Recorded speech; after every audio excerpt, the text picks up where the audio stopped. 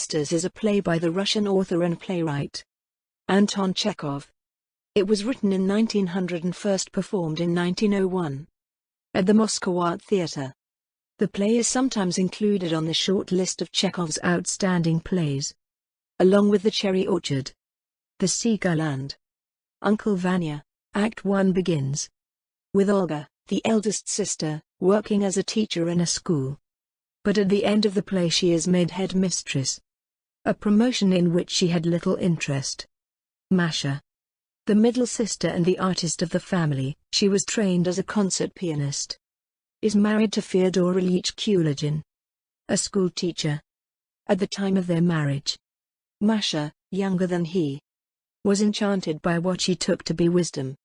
But 7 years later, she sees through his pedantry and his clownish attempts to compensate for the emptiness between them. Irina, the youngest sister, is still full of expectation. She speaks of her dream of going to Moscow and meeting her true love. It was in Moscow that the sisters grew up, and they all long to return to the sophistication and happiness of that time. Andrei is the only boy in the family and the sisters idolize him. He is in love with Natalia Ivanovna, Natasha, who is somewhat common in relation to the sisters and suffers under their glance. The play begins on the first anniversary of their father's death. But it is also Irina's name day. And everyone, including the soldiers, led by the gallant Vashinin, bringing with them a sense of noble idealism, comes together to celebrate it. At the very close of the act, Andrei exultantly confesses his feelings to Natasha in private, and fatefully asks her to marry him. Act 2 begins almost a year later with Andrei and Natasha, married with their first child, offstage, a baby boy named Bobik. Natasha is having an affair with Protopopov, Andrei's superior, a character who is mentioned but never seen on stage. Masha comes home flushed from a night out, and it is clear that she and her companion, Lieutenant Colonel Vashinin, are giddy with the secret of their mutual love for one another. Little seems to happen but that Natasha manipulatively quashes the plans for a party in the home. But the resultant quiet suggests that all gaiety is being quashed as well. Tuzenbach and Solyani both declare their love for Irina. Act 3 takes place about a year later in Olga and Irina's room, a clear sign that Natasha is taking over the household, as she asked them to share rooms so that her child could have a different room. There has been a fire in the town, and, in the crisis, people are passing in and out of the room, carrying blankets and clothes to give aid. Olga, Masha and Irina are angry with their brother, Andrei, for mortgaging their home, keeping the money to pay off his gambling debts, and conceding all his power to his wife. However, when faced with Natasha's cruelty to their aged family retainer, Anfisa, Olga's own best efforts to stand up to Natasha come to naught.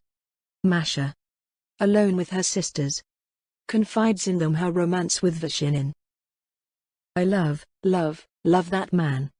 At one point, Kulagin, her husband, blunders into the room, doting ever more foolishly on her, and she stalks out. Irina despairs at the common turn her life has taken, the life of a municipal worker, even as she rails at the folly of her aspirations and her education. "I can't remember the Italian for window."